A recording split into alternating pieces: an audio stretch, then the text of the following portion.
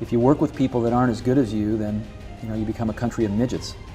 If you work with people that are better than you, then you really grow. Steve Jobs is known as an innovator and one of the best businessmen ever. But how did he get there? Steve emphasizes that he always works for the customer. Find a product that the customer needs and figure out how to produce it. Don't start with the product and wonder how to market it. Good companies don't produce junk. They price good products at a good price. Workers in a company should always collaborate together, and the best managers aren't sought after. They're single contributors who don't want to manage, but realize that they have to for the better of the company. And the greatest workers are self-managed. But true leadership is the person with the vision. My main takeaway from Steve Jobs is that you should always produce great work and always work for your customer. There is a description of what we do, and most importantly, there is an opportunity to always question what we do.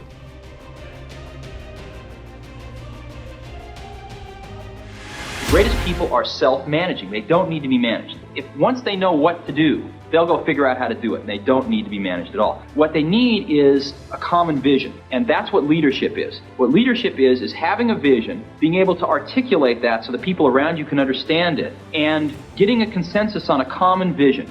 We wanted people that were insanely great at what they did, but we're not necessarily those seasoned professionals, but who had on at the tips of their fingers and in their passion the latest understanding of where technology was and what we could do with that technology, and who wanted to bring that to lots of people. So the neatest thing that happens is when you get a core group, 10 great people, it becomes self-policing as to who they let into that group. So I consider the most important job someone like myself is recruiting. We went through that stage in Apple where we went out and we thought, oh, we're going to be a big company, let's hire professional management. We went out and hired a bunch of professional management. It didn't work at all. Most of them were bozos. They knew how to manage, but they didn't know how to do anything. And so if you're a great person, why do you want to work for somebody you can't learn anything from? For those of us that have been in the industry a long time, it's surreal. It doesn't matter very much. It's not what's important. It's not what makes you come to work in the morning. It's not why any of our customers buy our products. I think it's good for us to keep that in mind and just remember what we're doing and why we're doing it. Things are packages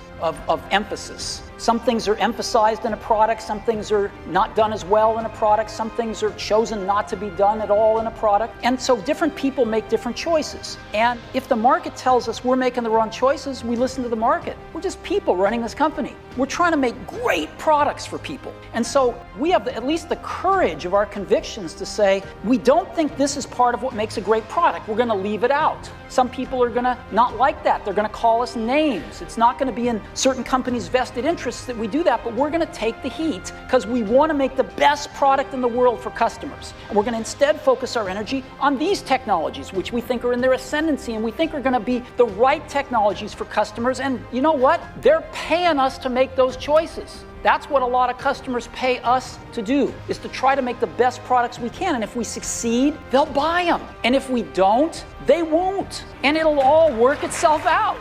Well, two things. Number one, I'll come back in a minute to what really happened there, because what you said isn't exactly logically correct. But Apple is a company that doesn't have the most resources of everybody in the world. And the way we've succeeded is by choosing what horses to ride really carefully, technically. We try to look for these technical vectors that have a future and that are headed up. And, technology, different pieces of technology kind of go in cycles. They have their springs and summers and autumns, and then they, go to the graveyard of technology. So we try to pick things that are in their springs. And if you choose wisely, you can save yourself an enormous amount of work versus trying to do everything. And you can really put energy into making those new emerging technologies be great on your platform, rather than just okay because you're spreading yourself too thin. So we have a history of doing that. As an example, we went from the 5-inch floppy disk to the 3.5-inch floppy disk with the Mac. We were the first to do that. Sony invented it. We put it in the first products.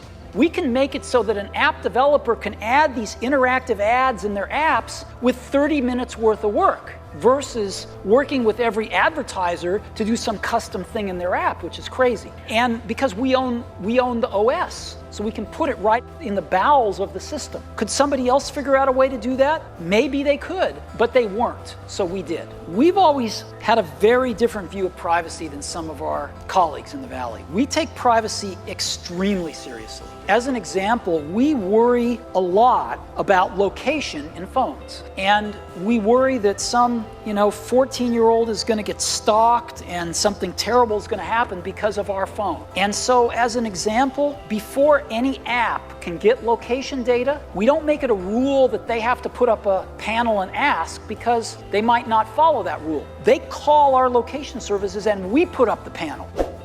Thank you for watching, and please don't forget to like, comment, and subscribe.